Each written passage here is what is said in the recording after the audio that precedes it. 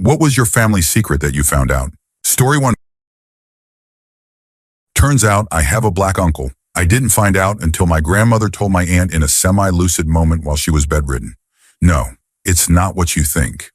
When my father was a kid, his family employed a black housekeeper, maid, servant, whatever you'd call it, who was around 16 or 17. My dad recalls that sometimes she'd bring her little brother to come by and play with him and his siblings. Then something happened. Apparently things were bad at home, or maybe the parents got in a car wreck. I think it was more the former, but I don't recall. Anyway, while the daughter was old enough to become emancipated, she wasn't going to be allowed to take custody of her younger brother, and he was going to be placed in foster care. So my grandfather called his lawyer friend and very quietly adopted the boy so he could continue living with his sister. Keep in mind, my grandfather was a doctor, and this was a small town in the rural South during the 1950s or 1960s. It likely would have been significantly damaging to his reputation had this been made public, hence the secrecy. Anyway, I never met the guy. The family hardly knows anything about him, though I know he has a family and is doing all right. So yeah, I have a black uncle, and my grandmother missed taking that secret to her grave by just a few months. Story 2. Me in a way, or who my dad was, depending on how you look at it. The details would take a while to type out, but essentially, my mom hid me from my dad and told me my entire life that he had died before I was born, to keep me from looking into it. She made up a random guy, provided pictures of him, but never of her with him, gave a story about how he died, and I spent 20 years never thinking to question it. Apparently, my dad and my grandmother would find ways to try and contact me, but my mom and my grandma on her side would shut it down and threaten them if they did.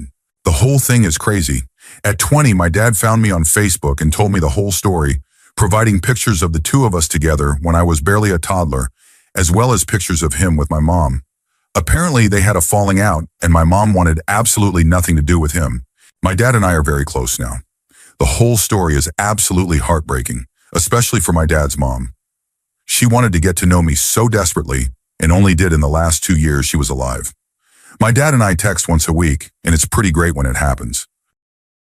Story 3. My dad recently confessed to my sister and me that he likes to dress up as a woman and go out to bars with other men who enjoy the same thing. He even showed me pictures of himself. It's been bizarre to fully digest it all because it really never occurred to me, but I'm actually very relieved that he does that since I thought he was very lonely and didn't have any friends. He went through a divorce, the death of both of his parents, and his company went bankrupt within 3 years, and he became very depressed at one point, which I'm pretty sure is what led him to go look for something else in life.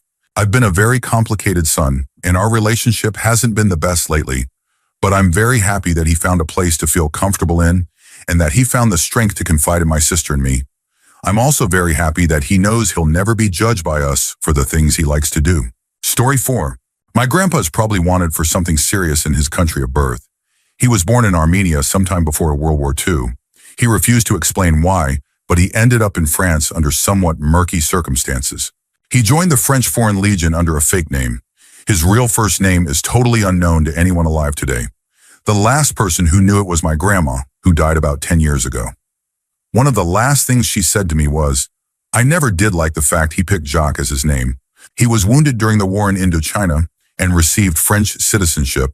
A clause in the Legion's contract states that if you get wounded in the service of France, you get citizenship, and he got his papers in his assumed name. Fast forward to when I was in my early 20s and stationed in Europe with the military. I asked him if we had any family members still living in Armenia so I could visit them. He insisted I never go there or ever try to contact any of them. He died last year. Story 5. In the early 1900s, my great-grandparents immigrated to the U.S. from Italy.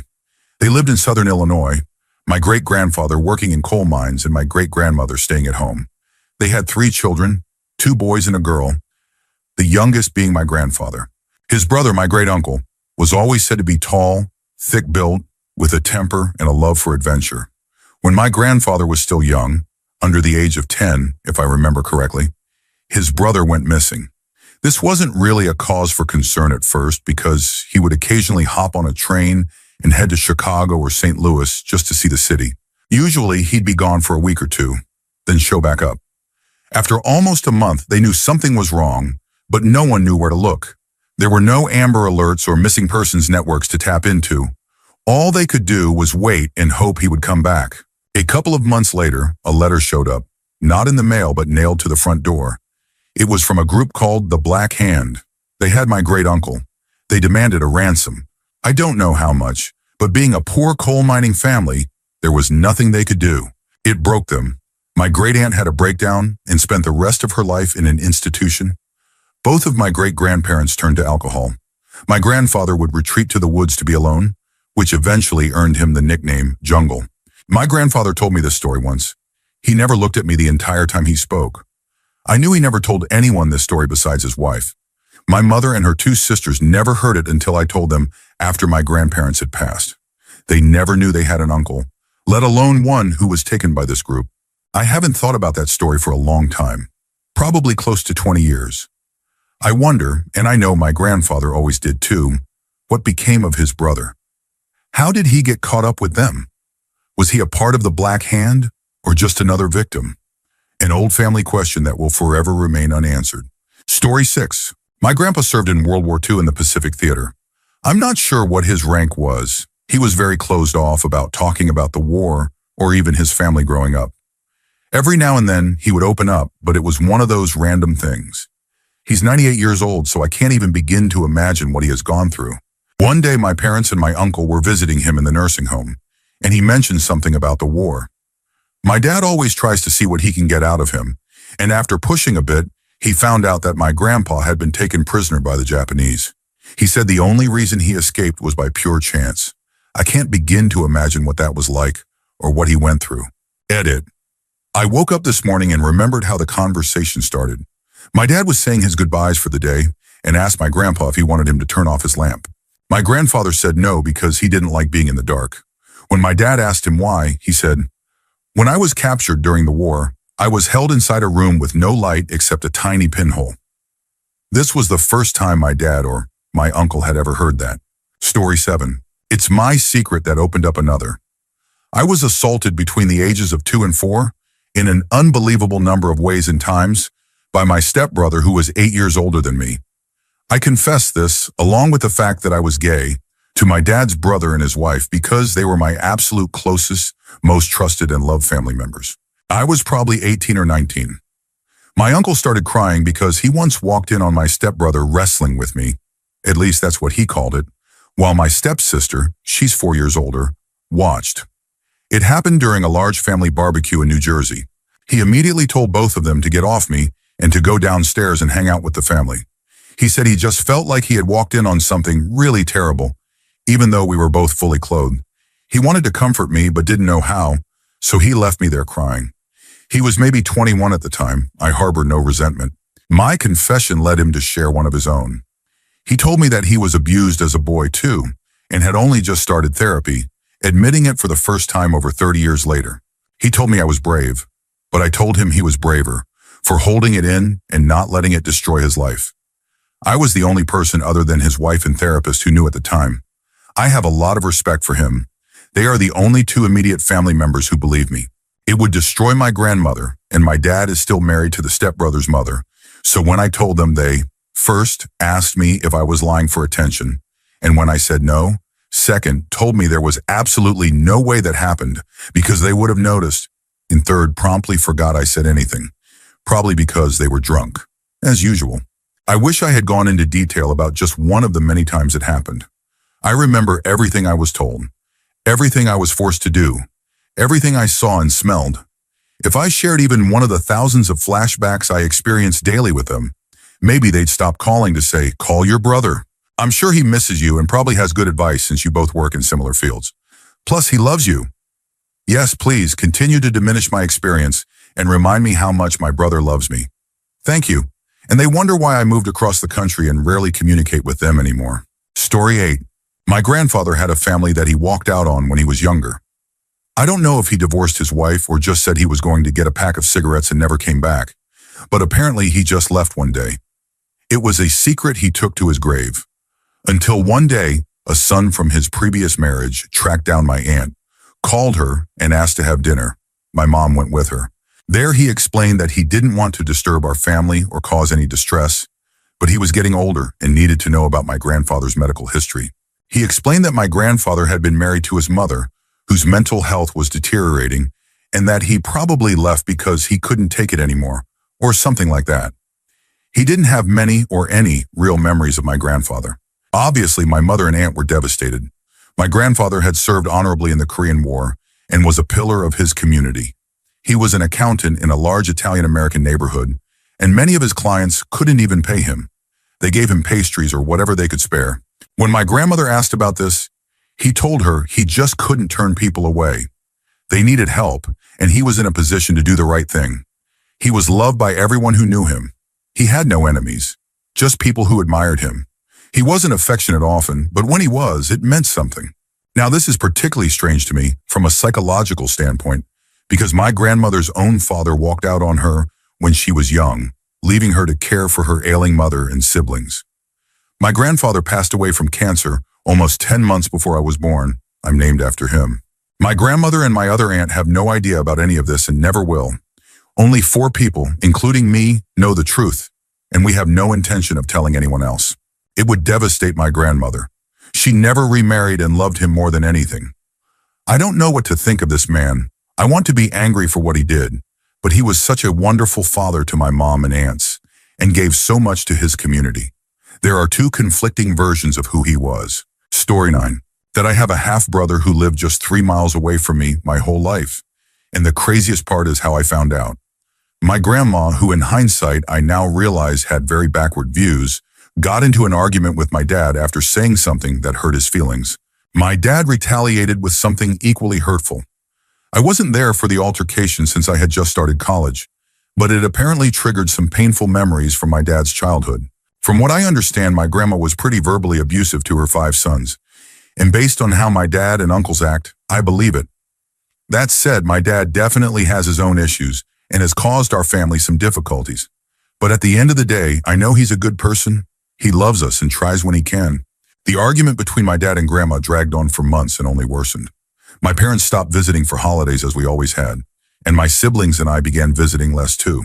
I've got an older brother, we'll call him Tyler, about 21 at the time, and a younger sister, Ellie, around 13, who had a good relationship with grandma. But my dad and grandma are both incredibly stubborn. Neither wanted to apologize first, so they just stopped speaking. It was summer break. I was about to leave for a study abroad program halfway across the world, and I got a call from grandma while driving with my boyfriend to meet my mom and finalize some travel stuff. Grandma wanted to invite us to a 4th of July gathering. I had always felt a bit uneasy around her, so I didn't really mind that we were drifting apart. She started talking about food or something, and then casually began listing cousins who would be there. Then she said, "And your brother will be there too." I was confused. Why would she call Tyler your brother like that if we lived in the same house? So I said, "Oh, really? Tyler's going? Thanks for letting me know." And she replied, "Oh no, not Tyler. I'm talking about your other brother." I said, "Grandma, what are you talking about?" And she goes, "Well, your father a long time ago got another girl pregnant and had a boy. His name is Charlie and he lives over by the Starbucks on Rose Street. He's got a family now and a precious little daughter. Your niece. He'll be at the 4th of July thing. Just thought you should know." I was in shock. 15 minutes later, I was sitting with my mom preparing for my trip. Then the whole situation spiraled. My extended family, cousins, uncles, and of course grandma, started forming a relationship with Charlie. They invited him to holidays and had gatherings at his place. I even went to meet him once, and he looked just like my dad. It was surreal. Some people ask why I don't want a relationship with him, or if I hold something against him. I don't. When I said I went to meet him out of curiosity, that was true. I also thought that maybe he was the one most hurt by all of this and might just want to connect. I felt angry at my father for letting Charlie live a separate life without acknowledgement. And yes, I couldn't help but feel like this was exactly what my grandmother wanted, to stir up drama. When I met him, it was coordinated through my uncle. We never spoke directly until I was at his house. The whole visit felt odd. It seemed like he had lived his life peacefully, and now, in his mid-30s, with a wife and kids, our side of the family was barging into his life. I didn't want to be another disruption unless he wanted me there. My gut told me that grandma and my uncle were using Charlie to hurt my father, not to build family connections, so I chose not to push a relationship.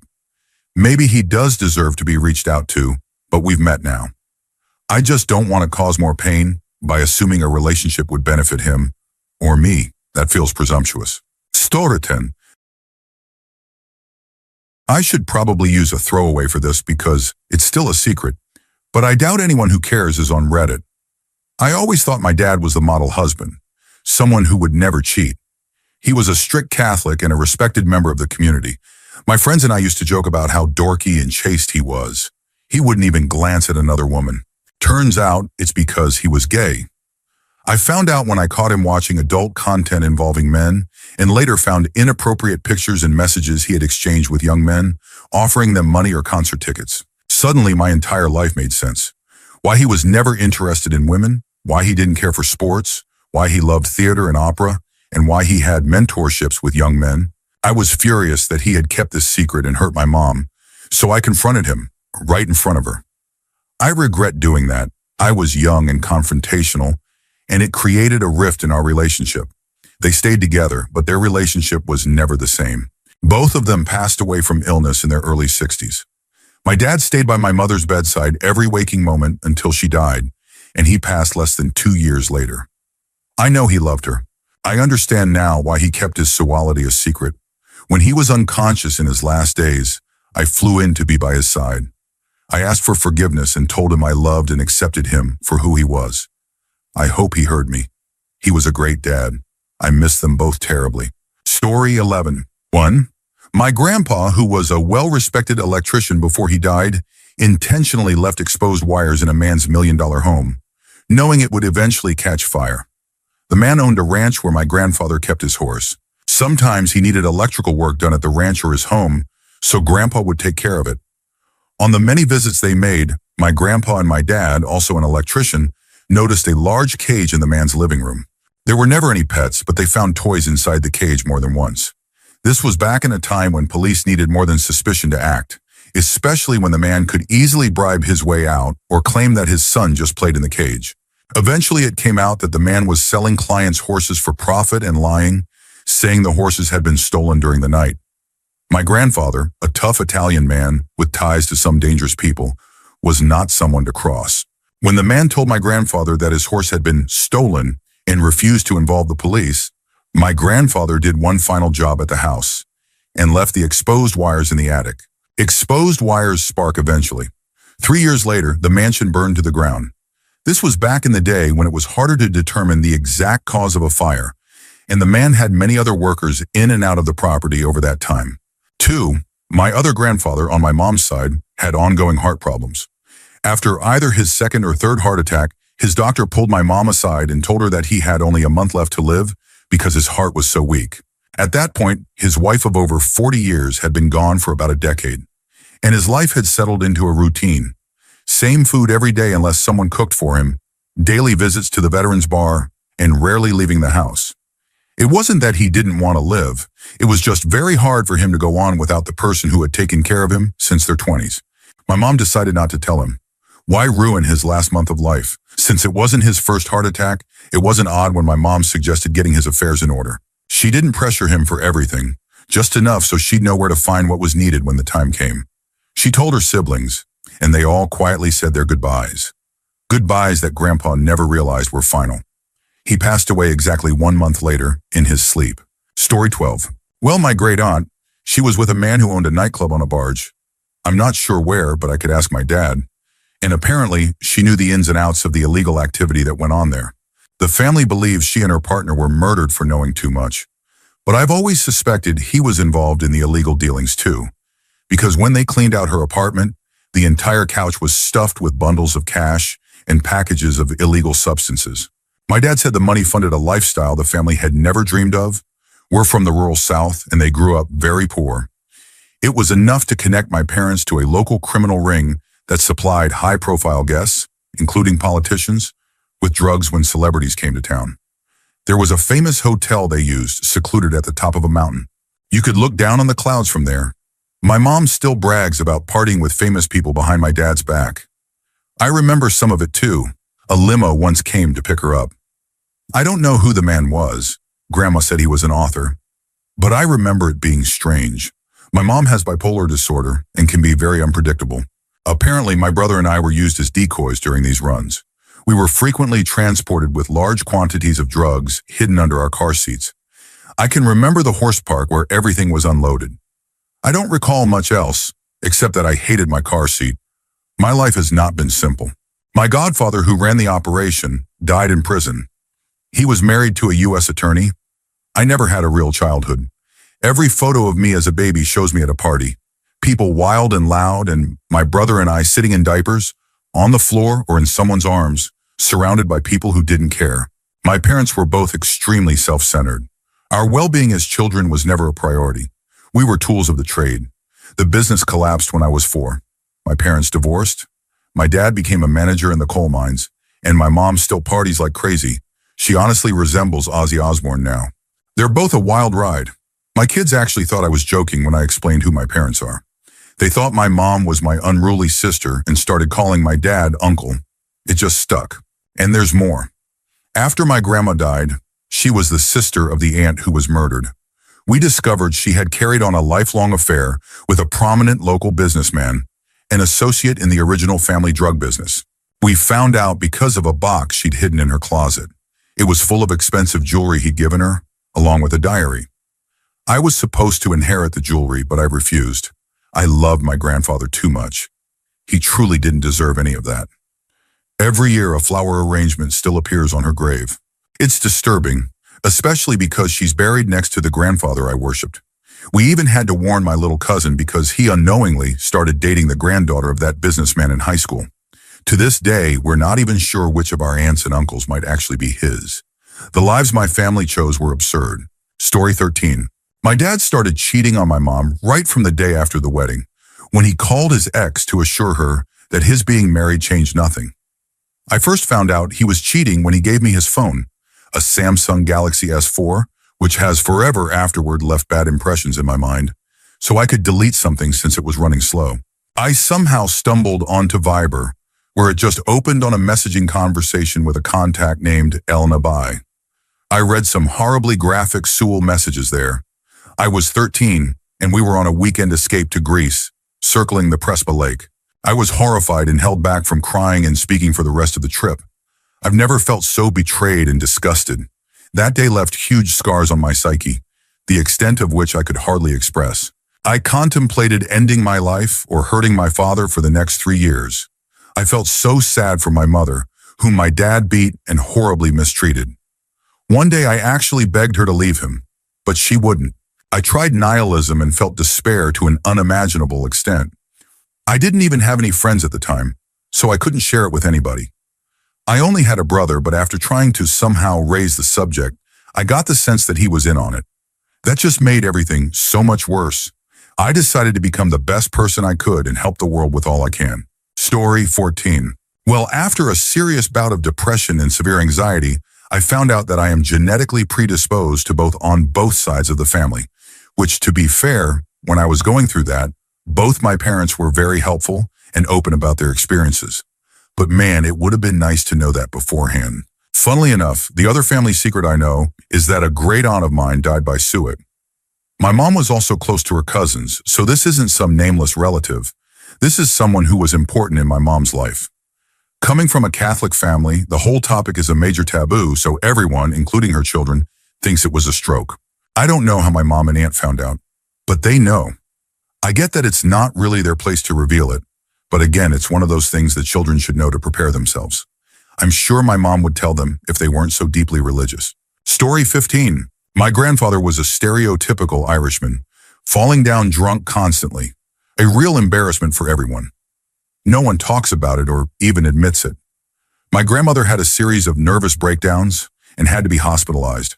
My 12-year-old mom had to take care of everyone, grandfather and 6 siblings, while Nana was in the psychiatric hospital. My mom definitely has mental health issues. She's a good person, but looking at it through my adult parent eyes, our childhood was bizarre and physically abusive. It was a different time, sure, but I can't imagine any circumstance that would prompt me to hit my kids, much less beat them the way my brother and I were, with belts, shoes, hands, etc. On the bright side, I wasn't a scared kid. I figured no one could hit harder than my mom, so I wasn't afraid to stand up for myself. I was a smaller kid, so that came in handy when others tried to bully me. Story 16. That everyone knew the man I thought was my father was not actually my father. I spent my entire childhood being coddled and babied and apparently pitied. Once I found out everyone had lied to me and I attempted to get to know my biological father, who ended up being a major disappointment, cool, my family immediately stopped talking to me and started saying awful things. They said I was ungrateful, just like my mother, and other cruel things. I wish I had never found out. It ruined my relationship with the people I loved the most. And yes, them abandoning me means they weren't who I thought they were. But I'd rather live in ignorance than deal with the nothingness I have now.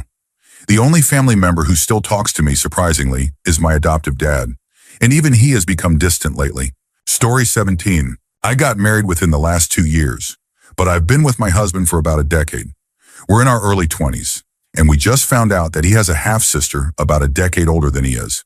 When his dad was in high school, he got his girlfriend pregnant, but he didn't know because she skipped town and didn't tell anyone. She didn't want anything from him, no child support or assistance, but she knew he was financially well off. He eventually left his small Colorado town for the East Coast, built a career, and married a wonderful woman. Meanwhile, the girl he got pregnant moved back to his hometown, where his entire extended family still lived. Eventually, they figured out who she was when she got older and started digging around. Small town, unique last names, easy connections. But they didn't tell him. He didn't find out until she contacted him directly in her 20s. He apologized, was shocked, offered her money and support to make up for the lost years. He's honestly a great guy. But ultimately, they both decided not to pursue a relationship. However, she had grown up an only child, and once she found out he had a son, my husband, through other relatives, she tracked us down through our wedding photos, which had family tags. She started reaching out, and it quickly felt obsessive and unsettling. I feel bad because I do understand where she's coming from, but it honestly scares me. My husband doesn't want anything to do with her, and I don't feel strongly about the relationship either way. We only found out because she reached out. Some relatives confirmed it and even tried to arrange a meetup when they came to town, without telling us. We had moved to a different part of the country by then. His parents still don't know that we know. Story 18. My mother was in denial that she was pregnant with me, as she was a party girl on the pill. Unfortunately, she didn't listen to her doctor when he told her the pill wouldn't work with the antibiotics she was taking for a bladder infection at the time. My grandmother, her mother who had 6 kids, told her she was pregnant, but she dismissed it until her next party, where she couldn't keep a drink down and the smell made her sick. Again, she was a party girl. Drinking was something she prided herself on. She went to the doctor when her flu wouldn't go away, and he brought her the good news about the stork coming. After I was born, my mother didn't even want to hold me. She didn't want my father's mother, who was thrilled to have a granddaughter, as she only had 2 boys and I was her first grandchild, to see me. She wouldn't let my father interact with me. She tried to give me to her mother to deal with, because it creeped her out that a newborn baby, who had no clue where they were or who anyone was, just stared at her when the nurse placed me in her arms after I was born. My family always described the whole affair as a gong show, but that's not the real secret, other than the fact that if my grandmother hadn't forced my mother to take responsibility for her actions and raise me, I would have been raised entirely by my grandparents. The true secret happened nearly 20 years later, when history nearly repeated itself. My mother started trying to reclaim her party girl persona about 10 years after she divorced my father, because she had cheated with another man who was, and still is, into drugs. Her stepfather had recently passed away, and she was having a hard time dealing with the grief over Papa's death. So she began drinking like a college student on summer break, neglected her son, my brother, whom I basically raised since my grandparents put their foot down when she tried to pawn him off on them too, and ended up with a man visiting from Australia who was backpacking through Canada and doing odd jobs until his visa expired. Well, her doctor had her on antibiotics again for another bladder infection caused by the heavy drinking. She hadn't had her tubes tied, but my father had gotten a vasectomy because they thought they'd stay together until menopause and didn't want more kids after my brother. You'd think she'd have learned to listen to her doctor about the pill not working while on medication, but no. She ended up having a miscarriage at the bar where I worked as the sole bartender at the time. I didn't know she was pregnant, but she did, and I had to call my grandmother to rush her to the hospital because I couldn't leave the bar, and she didn't want an ambulance. After my shift, I went to the hospital to figure out what had happened. Turns out she was pregnant, had drank through the pregnancy, and the baby didn't survive. Her plan, if the child had lived, was to have me raise it and even claim it was mine. Because I was around the age she had me, and no one would bat an eye if I had a kid at 19 or 20. Even though I was casually seeing someone at the time, it would have been believable. I told her I wasn't going to raise my half-sister or half-brother as my own child just so she could go out and repeat the same pattern. Especially not a child who might have special needs because she drank and used substances during pregnancy. I told her it wasn't my responsibility if she ended up having another baby in her 40s or 50s because she was acting like she was 16. She may have treated me like her sister 95% of the time growing up and forced me to raise her son since I was 7. But as a legal adult, I was willing to, and did, say no. Even if it would have broken my heart to watch that kid grow up in the same environment I did. My brother and my grandmother are the only ones who know this happened. But when she tried to get my brother to take care of her dog, which he didn't want, he told her to go take care of it herself. So I have no idea how he'd react if he found out he almost became an uncle to a half-sibling if she had gotten her way. Probably even more disappointed in her than he already is. Story 19. So, my great-grandmother was one of 8 siblings. She was the second oldest and one of 3 girls. Her youngest brother was born when she was 15. 2 years after his birth, their mother was assaulted and became pregnant with the attacker's child. She and her husband talked it over, and since his company had just gone bankrupt and they were dirt poor, they decided they couldn't afford another child. The baby was born, a girl named Celia, and she was put up for adoption. The family didn't hear from her for 19 years. Then things got complicated. My great-grandmother's youngest brother started dating a girl who was 2 years younger than him. He brought her to their father's funeral. She met all of the siblings. When they asked her name, she said it was Celia. They laughed at the coincidence, saying that their parents had once put a baby girl named Celia up for adoption 19 years ago. She replied that she was adopted and she was 19. That's when my family started to panic a little. They looked deeper into adoption records and ran some DNA tests, and sure enough, she was their long-lost sister. But now the situation became delicate. The two were in love. Technically, since they had grown up apart and weren't raised as siblings, there was no legal or biological prohibition. So they decided to stay together. They married and had 3 children, a strange, unlikely love story that lasted. This was a tightly kept family secret until about 2 years ago, when my grandmother had a bit too much wine and let it slip. It's still not openly discussed. Celia and my great-grandmother's brother passed away a long time ago in a house fire. Their children were already adults by then, and we don't hear from them anymore. They live abroad and are much older now. Story 20. Over the years, I've been learning that my dad has witnessed a lot. For example, he worked in a steel factory 50 to 60 years ago, and while he was there, someone fell into molten steel while his son watched. Another time, someone was transporting molten steel with a machine where the seat was above the engine, and the steel spilled. The engine exploded. The man suffered burns over 90% of his body and had internal bleeding. As a paramedic, my dad was one of the first responders at the Lockerbie bombing, which he described as the eeriest silence he'd ever experienced. He once responded to a farmer who had taken his own life using a double-barreled shotgun at close range. He also responded to a prisoner who had been slashed across the eye. He came dangerously close to being attacked by overdosed individuals after reversing their highs. Many didn't take kindly to being pulled back to reality. On a lighter note, he has safely delivered many babies, including my sister. He once successfully resuscitated a baby who wasn't breathing and also revived a man's father. When that father passed years later, my dad even attended his funeral. Even after retirement, he has helped a young boy hit by a car until the ambulance arrived. He's provided first aid to my nephews when they were hurt, to a neighbor's baby when she fell and hit her head, and to that same neighbor again during a seizure. One morning, another neighbor was found unconscious and my dad helped his friends call emergency services. Sadly, that man had passed hours before, likely due to a brain aneurysm. The man's family and friends were Polish and spoke very little English. My dad was the only one able to help. He was also the only one who believed me when no one else would and correctly recognized that my arm was broken. Story 21. Maybe it doesn't count for this question, but I kept my severe mental illness a secret from my entire family and almost everyone I know for over 20 years. That's 2 decades of privately dealing with unbearable anguish, constant despair, and a persistent urge to end my life that never really goes away. On the outside, I wore a mask of normalcy. I was high-functioning, successful at work, earned an honors degree in nanotechnology, had loving relationships and amazing friends who would do anything for me. I was the favorite brother and an idolized uncle to 10 incredible nieces and nephews. But behind the mask, I was and still am a slow-motion train wreck. As the years went on, the mask became too heavy to hold. Things spiraled. Eventually, I had myself committed to a psychiatric hospital for a week.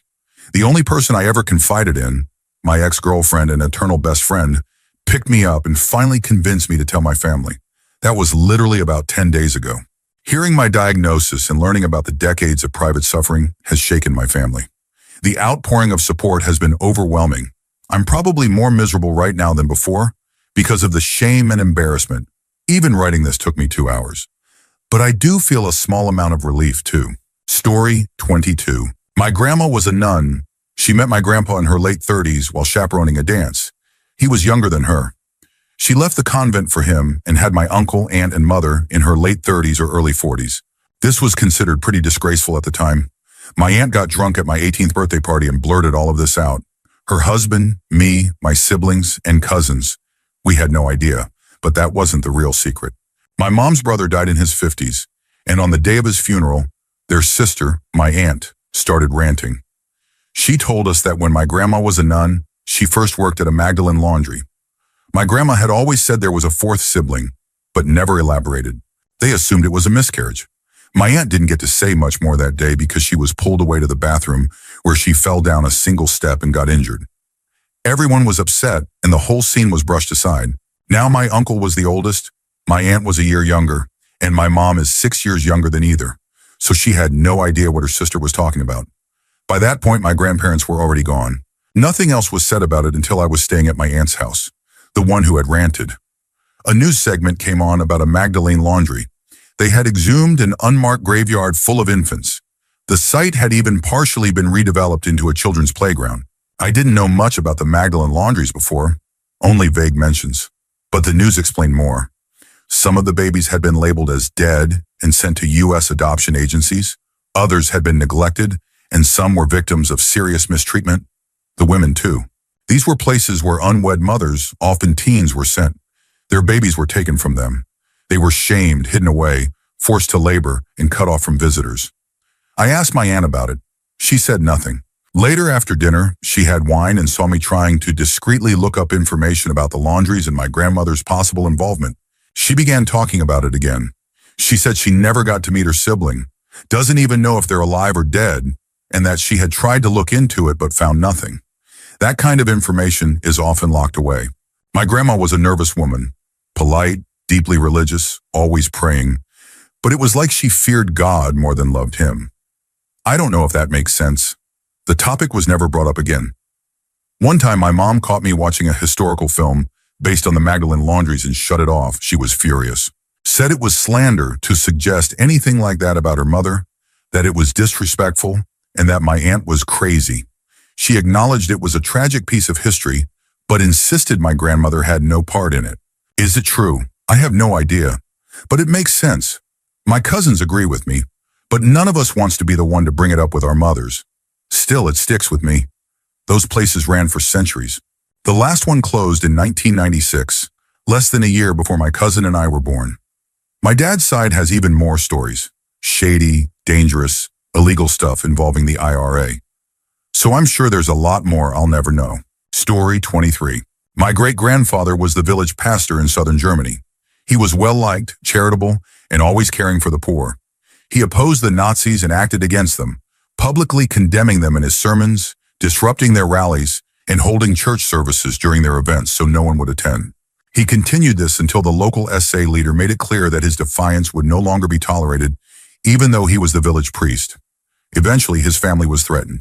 3 of his 7 biological children, they had taken in an 8th, an orphan, ended up being strong Nazi supporters. One of them, my great-uncle, was especially outspoken. After all, he grew up on a steady diet of propaganda through school and the Hitler Youth. Eventually, my great-grandfather couldn't even speak freely in his own home.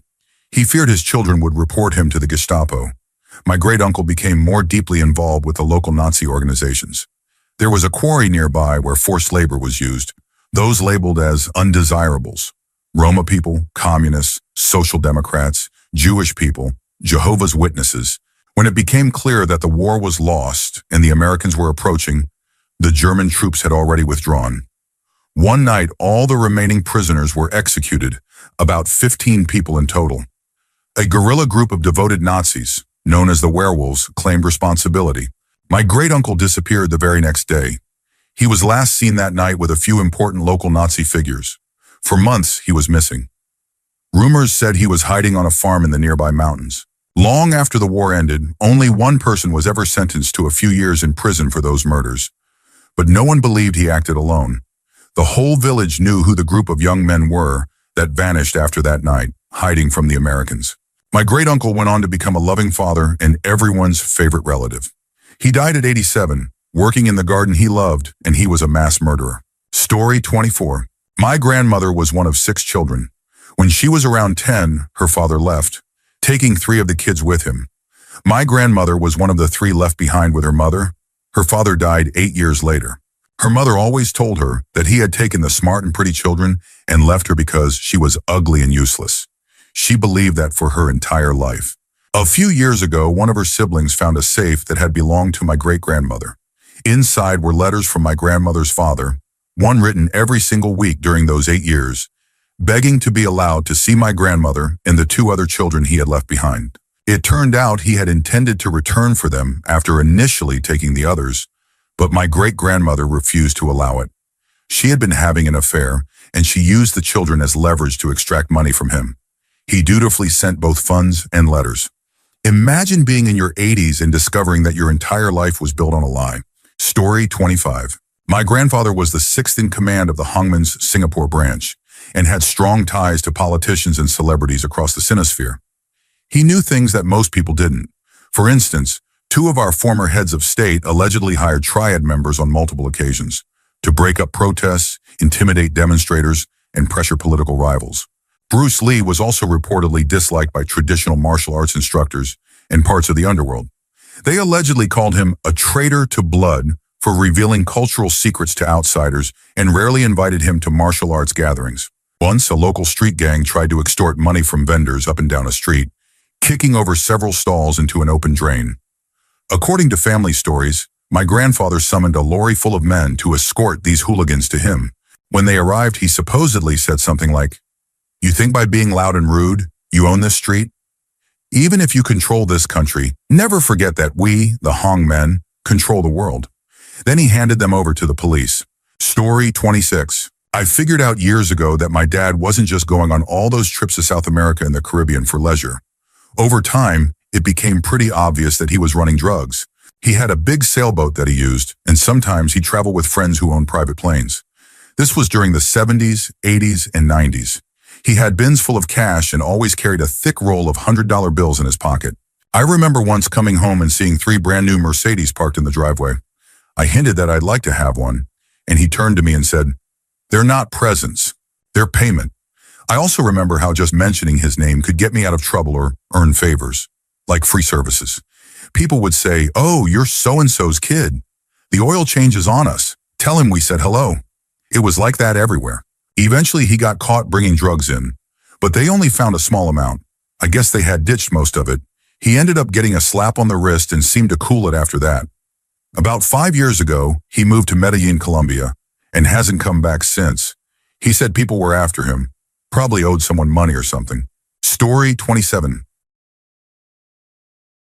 My dad's side of the family, mostly sheriffs, had a long-standing rivalry with a professional crime group on the East Coast.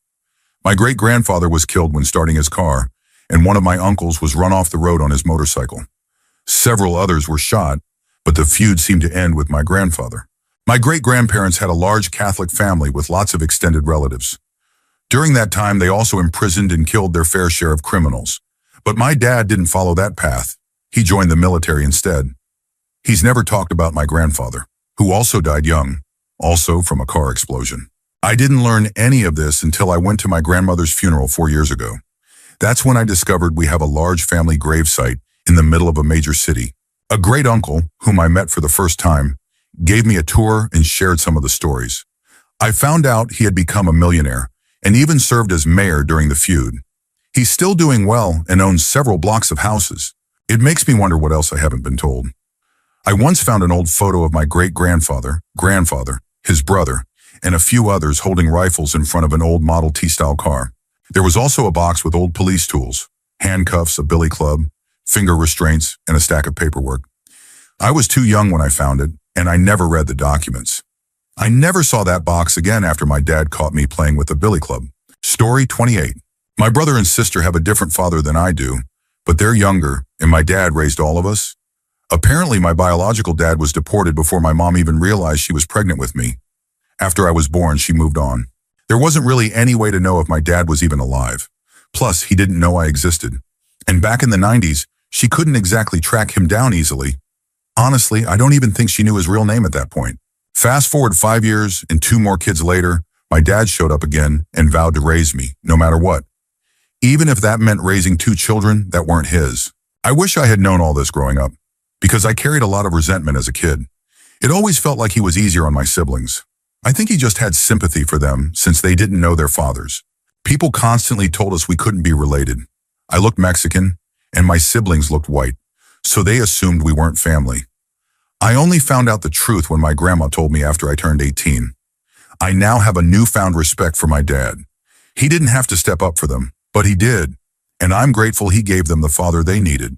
Story 29. Fairly recently, I learned that my great-great-grandfather used to regularly abuse his daughter, my great-great-aunt. This continued for years, and even though she told her brothers, they didn't believe her, and even tried to blame her for what was happening. I've struggled to come to terms with this, because one of those brothers, my great-grandfather, was a pastor and highly respected in his community. His own wife knew about what had happened and tried to convince him it was true. She wouldn't leave their daughters out of her sight when he was around. My Nana, who was my great-grandfather's 3rd child, tried to talk to him about it over the years.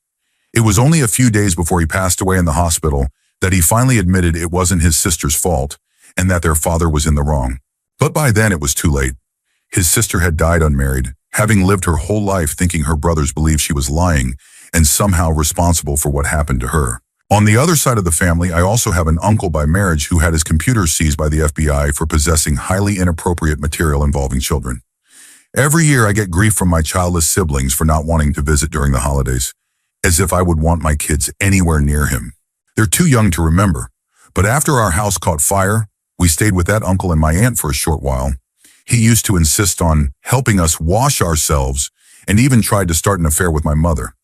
We moved out pretty quickly after that. Story 30. I'm sure this will get lost in the comments, but my aunt and uncle met at a family reunion, and they're deeply ashamed of it. I'm also pretty sure there's a deeper, darker secret within the family. My mom and that aunt, they're sisters, had a major falling out when I was growing up. Every year, my mom's siblings would go on a family camping trip. My family never joined them. I would sometimes go along by tagging along with my aunt and uncle. I always asked my mom why we never went, and she said it was because my aunt got angry that she had bought the wrong kind of hash browns, cubes instead of shredded. Hash browns? That seemed like a legitimate reason when I was a kid, but now it just feels way too suspicious. Later on, I found out that my uncle, who is married to that same bitchy aunt, did something to my other aunt, the youngest sibling in the family, something against her will. I'm not exactly sure what happened, but she confided in me a bit. She confronted the aunt, and the aunt completely lost it. She denied that her husband could ever do anything wrong. I now strongly suspect that the real reason for the falling out between my mom and that aunt had nothing to do with frozen potatoes and everything to do with protecting someone. Looking back, I think my mom pulled our family from those trips because my oldest sister was close in age to the aunt who made the accusation, and she used the hash browns as a cover story. To this day, that aunt still resents her younger sister. It's heartbreaking because the youngest has a lot of mental and physical issues, and I'm sure this traumatic event plays a big role in all of that. Story 31. My mom was doing some research one day on my dad's maternal side. My grandmother, his mom, had passed about 5 years earlier when she noticed someone had added some new information to the family tree. Curious, she dug deeper to figure out who was contributing and what the details were when she received an anonymous message. The message revealed a long, hidden family secret. My grandma had given birth to a daughter out of wedlock in April of 1947 in Vallejo, California. She had been sent to a home for unwed mothers, and the baby was placed for adoption. My grandma later married a different man, my grandfather, a year afterward and started a new family. She never told anyone, not even her children, about the daughter she had given up. It turns out that the person who messaged my mom on Ancestry.com was the daughter of that long-lost sister. So not only did my dad discover he had a half-sister, but I found out I had two first cousins I'd never known existed, and they had both been adopted from Russia in the early 90s. Pretty wild. My dad ended up having an incredibly emotional phone call with the sister he never knew existed. She later flew up from Southern California to meet all of us in Seattle. Fast forward to today, she and her daughters have become a big part of our lives and have since moved to the Seattle area to be closer to us. They're amazing women, and I still can't believe that if my mom hadn't signed up for Ancestry.com, we might never have known about any of this. It's pretty mind-blowing. Story 32. When I was 10, my grandfather on my dad's side passed away. While he was dying, he told my dad and uncle that he wished he had gotten to see his firstborn son grow up. My uncle, who thought he was the firstborn, responded by saying that he had been there all along. But my grandfather looked at him and said, "You're not my firstborn." At the funeral, my dad and uncle spoke with some of my grandfather's World War II buddies. That's when they learned the truth. While stationed in Japan after the war, my grandfather had fathered a child. None of us had ever heard about it before. We also found out that the reason he had volunteered for World War II in the first place was because he'd been in prison for shooting someone. He was offered clemency if he agreed to enlist. On the other side of the family, things are just as complicated. After my grandmother on my mother's side passed away, we learned she had been married twice before having my mom and aunt. And it's possible they don't share the same father. They've refused to take DNA tests to find out. Even more twists emerged after my mom's biological father died. He had been mostly absent from her life after she turned 10. That's when she learned that his mother had an affair with a judge somewhere in upstate New York. These affairs and hidden marriages explain a lot about my 23andMe results, which showed family connections that don't align with the surnames I expected. Story 33. My great-uncle was a gun runner for the IRA. Back in the 1970s, my mom moved from a small village in the countryside to Belfast to attend school. She stayed with her aunt and uncle, who already lived in the city. Her aunt was outspoken in her political beliefs, but her uncle was different, quiet, kind, and always helping others. He never spoke badly about anyone or seemed involved in politics at all.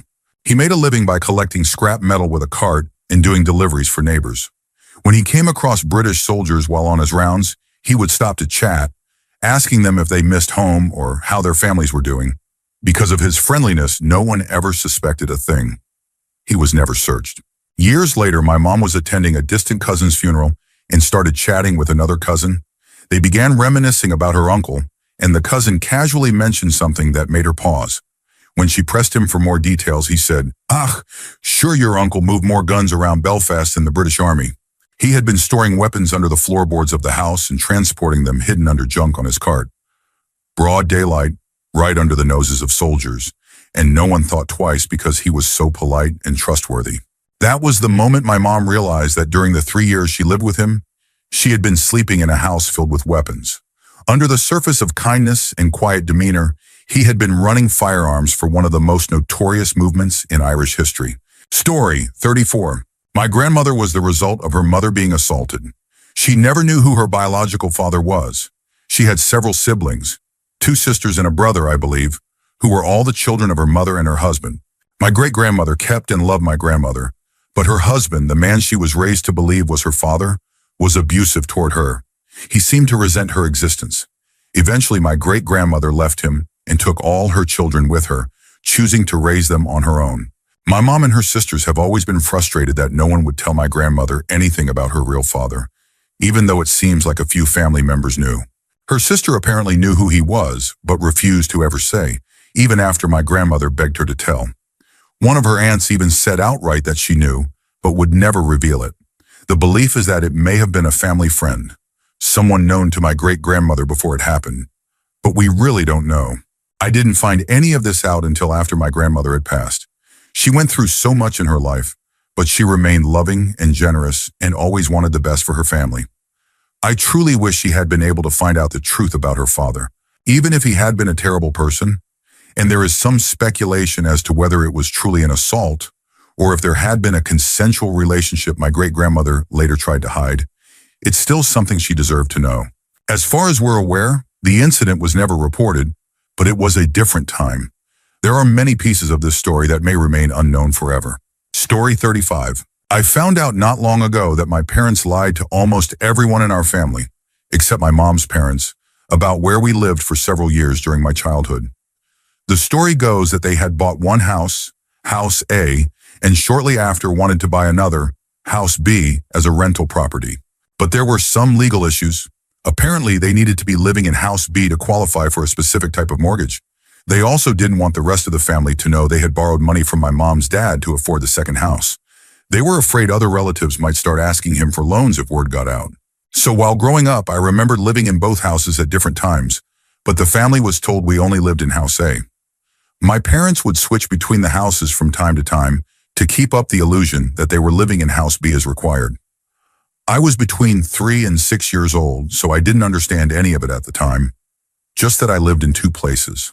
A few years ago, we were at a family dinner and I casually mentioned something about living in House B. My mom gave me the kind of look that instantly said I wasn't supposed to talk about it, and she quickly changed the subject. After the dinner, my parents pulled me aside and told me the full story. Apparently, nobody was ever supposed to know about the second house due to both financial and legal complications, but no one had ever bothered to tell me to keep it quiet. Story 36. When my grandmother passed away a couple of years ago, my family was going through her home and discovered a sealed box with my grandfather's name written on it in his handwriting. He had died before I was born, and the box looked like it hadn't been opened in decades, dusty and sealed with layers of tape. Inside were newspaper clippings and documents that revealed a story no one in our family had ever heard. Apparently, back in the early 1900s, when my grandfather was in his late teens, he took a road trip with some friends to see the ocean. While there, their car was stolen. With no transportation and nothing holding them back, they decided to stay for a while and earn some money. During that time, my grandfather met a young woman from Mexico and married her within a month. There were articles in the box, one about the stolen car, another announcing their wedding, and even a marriage certificate. No one in the family had ever known about this. We couldn't find any more information on what happened next. We don't know if they married for love, or if it was for immigration purposes, or if they had children, and we don't know whether he was legally divorced before marrying my grandmother in the 1930s.